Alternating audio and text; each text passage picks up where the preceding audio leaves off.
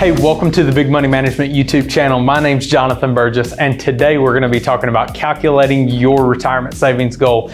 I love going through this exercise with people, and make sure you download the PDF that is it's somewhere, it's attached somewhere. Download the PDF. You got to go through it with the PDF. That's how it's powerful. So we're going to jump right in. This is what we're going to do. We are going to come at this with an income replacement mindset. That is the best way to ever attack your retirement savings goal. So let's say, and let's use the example here. So let's say that I am 45 years old. I am 45 years old. Okay. And you know what? I'm like, I would really, let's see here, like $100,000 a year of income in retirement. So what we're going to do is we're going to come here and we're going to draw 100,000. So we want $100,000 per year of retirement income. And for illustration's sake, we will not be including Social Security in this example. I would always rather have you save too much than too little.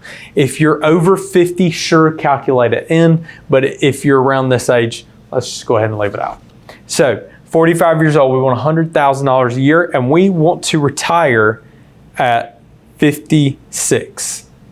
So we want to retire at 56 years old. All right. So the next thing that we have to do is account for inflation. And how far is 56 away from 45? That's 11 years. So the difference here is 11 years. Okay. So what we have to do is account for inflation. So let's call this our inflation factor. Inflation is the cost of goods and services. It goes up each and every year, and for the last 100 years has been 3% per year. So what we need to do is we need to come up with what our inflation factor is if we want to retire in 11 years and the inflation's 3%. 3% meaning if this marker here costs me $1, next year, 1 year from today, it will cost me $1.03. And at a 3% rate of inflation, the value of the dollar is chopped in half every 24 years.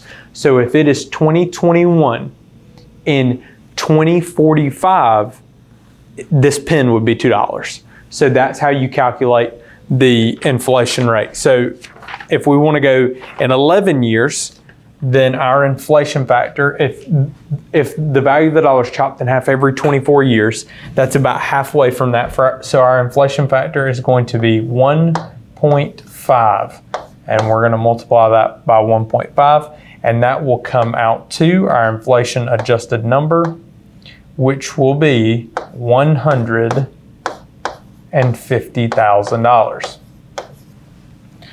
So we need, actually what we need is $150,000 a year in retirement because we want the same exact spending power that we have today. So the next question begs, well, hey, Jonathan, how much do I need to have saved to draw out $150,000 a year? Well, number one, there's a couple things that we got to keep in mind here.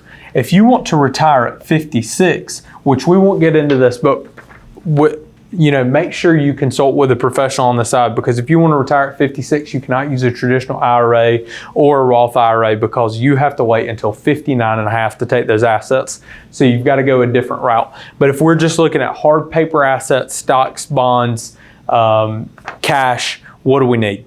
So what we do is we multiply this number by 20. When we do that, we would arrive at $3 million. Okay, and you might be asking, Jonathan, why in the world should I multiply that number by 20? Some of you probably thought it was more than that. But how we come to that math is this. That $3 million, if it were yielding 5% per year as far as a return, 5% of $3 million is $150,000, meaning that we would live off of the interest. So we would live off the interest from that $3 million account. So that's how you calculate your retirement savings goal. This is not a one-time thing. You can always go back and revisit this. But the thing is, and I tell this to everyone, if you aim at nothing, you will hit it with amazing accuracy. So if you like this, don't be selfish. Share it with somebody else who you think could also benefit from it. I hope you enjoyed this video, and make sure to subscribe, smash the subscribe button, and check out our next one.